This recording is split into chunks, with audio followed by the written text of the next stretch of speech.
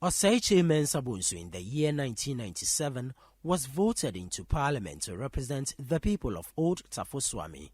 The constituency was split up into two in the lead-up to the 2004 elections.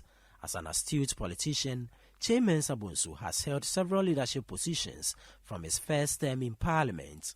He was the secretary to the Minority Caucus in his first term in parliament and became the deputy majority whip from 2001 to 2002 and the majority chief whip from 2002 to 2007. He rose to become the deputy majority leader and Minister of State in charge of parliamentary affairs from 2007 to January 2009. He then became the minority leader from 2009 to January 2013 and also from 2013 to January 2017. During his tenure in Parliament, he has served on various committees in various capacities, either as chairman or a member. The committees include the Business Committee, Committee on Selection, Committee on Works and Housing, Committee on Youth and Sports, Committee on Lands and Forestry, Committee on Subsidiary Legislation, Special Budget Committee, Appointments Committee, Standing Orders Committee. Amidst growing tension in the Majority Caucus in Parliament of a possible reshuffle in leadership to replace him with the Deputy Majority Leader Alexander Apenyomaken, Osei Kyei-Mensah-Bonsu declared his intent to resign as the leader of the Majority Caucus on Wednesday. During Thursday's parliamentary proceedings, a notable spectacle unfolded when Osei Kyei-Mensah-Bonsu briefly occupied the seat designated for the Member of Parliament for Adansia Sokwa K.T. Hammond instead of his own. Despite this unexpected action causing stir, Mensah-Bonsu swiftly returned to his proper seat after engaging with some fellow MPs, spending less than 5 minutes in his black seat before exiting the chamber. Trade across the seas between the Arab world and the east coast of Africa, eventually leading to serious upsurge in slavery and slave trade influenced by the Portuguese thereafter. Mr. Speaker, leaving the generals and moving back home, along the West African coast, you can count forts from the coast of Gorée, Rufisque in Senegal, to ports in Liberia, Freetown, and Ivory Coast and Ghana.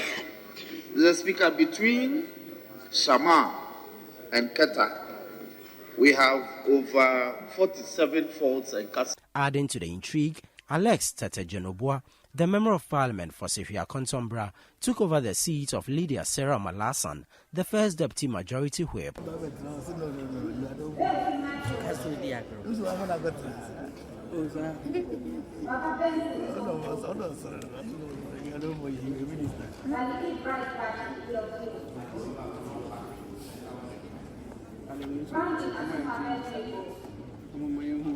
In the midst of these events, First Deputy Speaker Joseph Osei conveyed his disappointment during an interaction with journalists over Osei Kyei-Mensah-Bonsu's decision to step down as the leader of the Majority Caucus. I am personally disappointed that the Kyei decided to stand down. It's big.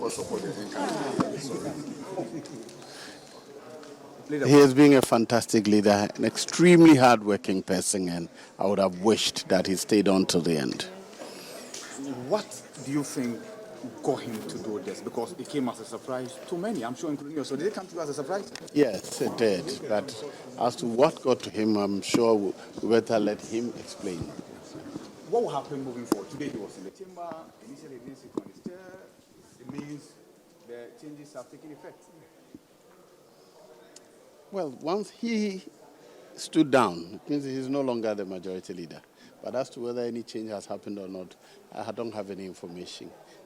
I'm not aware that any person has been either nominated or discussed or chosen by their side. There's a name out there, and that's Alexander Apenyomaken, the first name that got us into this story in the first place. That name is still there. How's it come on?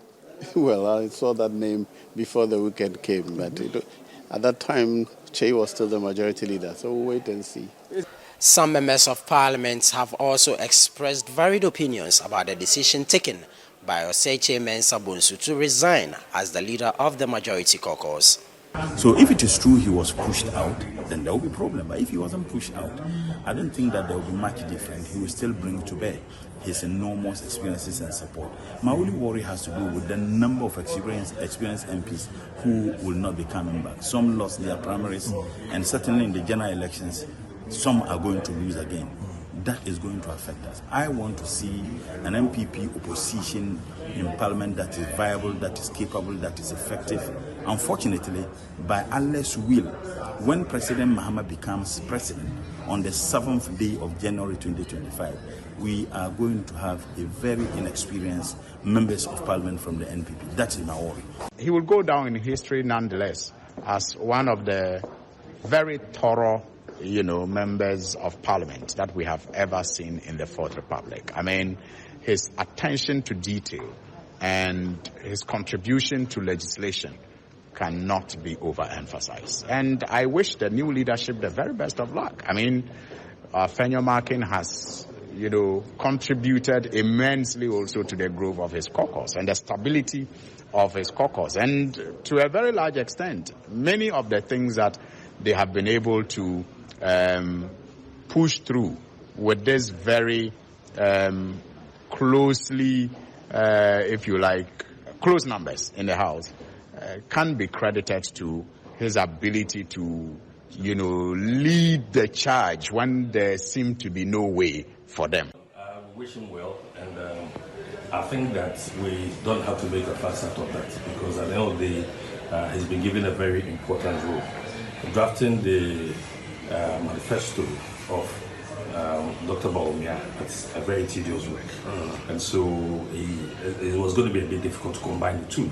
I mean, leading the majority and doing that. And so some of us are at peace that he voluntarily decided to give up the position so he can concentrate on this. But some believe that he was forced out. Well, I was in the meeting. He said it was voluntarily, because there was some form of consensus. There was a crunch meeting, and he agreed that he was going to take up the position of the chairman of the manifesto committee, which is another serious shadow. And so, I mean, it's a fallacy. We don't have to place premium on the fact that he was forced out. Reporting from Parliament, my name is Ni Ayukwe Okain for Citi News.